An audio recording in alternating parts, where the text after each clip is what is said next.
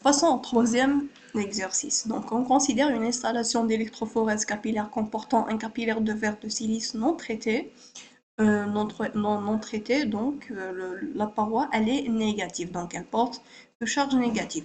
De longueur, donc longueur totale 1 mètre et de longueur effective de 90 cm. La différence du potentiel appliqué aux bornes du capillaire, elle est de 20 kV. Le détecteur est situé vers l'extrémité cathodique du capillaire. Donc cathodique, donc c'est l'électrode chargée négativement. Donc l'électrolyte est un milieu tampon de pH 5, un composé présent dans l'échantillon a un temps de migration Tm 10 minutes. Comme première question, peut-on déduire si la charge nette portée par ce composé est positive ou négative? Donc, à partir de ces données, on ne peut pas déduire la charge nette de composé. Pourquoi on ne peut pas? Puisqu'il s'agit d'une paroi non traitée, donc elle est chargée négativement, donc il y a un flux électro-osmotique qui se dirige de l'anode vers la cathode, la zone de dépôt vers le côté détecteur. Donc il y a un flux électro-osmotique et toutes les particules présentes dans l'échantillon vont migrer de l'anode vers la cathode. Donc que ce soit des molécules donc des molécules neutres chargées positivement ou chargées négativement. Donc toutes les molécules elles vont migrer et c'est pour ça donc on peut pas déduire la charge nette de la substance. Donc la paroi elle est non traitée, il se crée donc un flux électro-osmotique, le composé migre vers la cathode même s'il porte une charge négative. Donc sa migration va être retardée par rapport aux autres, par rapport aux autres molécules chargées positivement ou négativement, mais toujours il y a une migration des substances chargées négativement. Donc c'est ça. Comme deuxième question, calculer la mobilité électrophorétique apparente de ce composé. Donc pour calculer la mobilité électrophorétique apparente, on va appliquer la loi de donc la mobilité électrophorétique c'est la vitesse donc la mobilité apparente c'est la vitesse apparente fois le L fois le grand L divisé par V.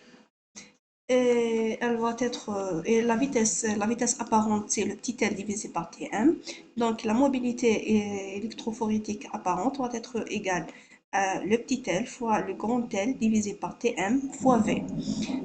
Donc pour le composé, on applique, donc ça va être donc 90 fois 100, donc 90 c'est le petit L, la longueur effective, et le grand L, la longueur totale, elle est de 1 mètre, et pour le calcul des mobilités, on doit utiliser les unités de mesure sont en centimètres, donc c'est 100, divisé par Tm, le temps de migration c'est 10 minutes.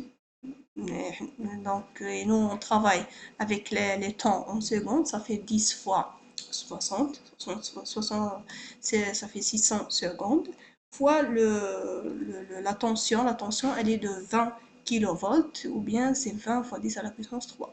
Et on obtient la mobilité électrophorétique apparente égale à 7,5 fois 10 à la puissance moins 4 cm puissance 2 par seconde fois volt. Calculer la mobilité troisième question, sachant qu'un marqueur neutre a un temps de migration TMN, donc de 5 minutes, on déduire la valeur de flux électro-osmotique. Oui, donc on utilise généralement les marqueurs neutres pour calculer les mobilités, la mobilité électro-osmotique ou bien l'intensité de flux électro-osmotique.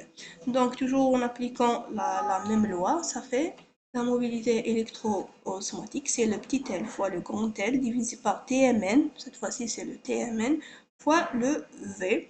Et on obtient la mobilité électro-osmotique va être égale à 1,5 fois 10 à la puissance moins 3 cm puissance 2 divisé par seconde fois volt.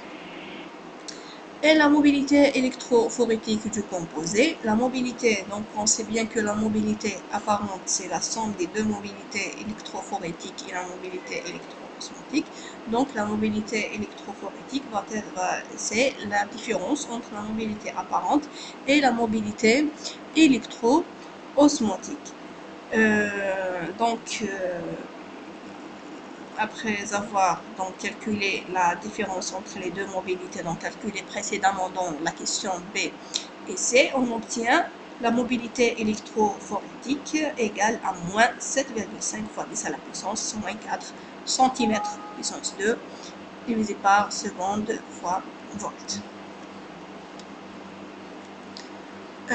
Que se passe-t-il si on utilise un capillaire à paroi traité pour la rendre neutre? Donc, si on traite le capillaire et après le traitement, donc le capillaire va perdre sa charge, il y aura une suppression, donc on va supprimer le flux électro-osmotique. Donc le flux électro-osmotique va être nul.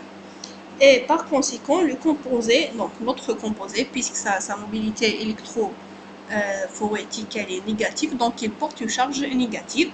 Et c'est puisque le flux électro-osmotique est nul, notre composé ne va pas migrer vers la cathode, donc il va rester dans la zone de dépôt.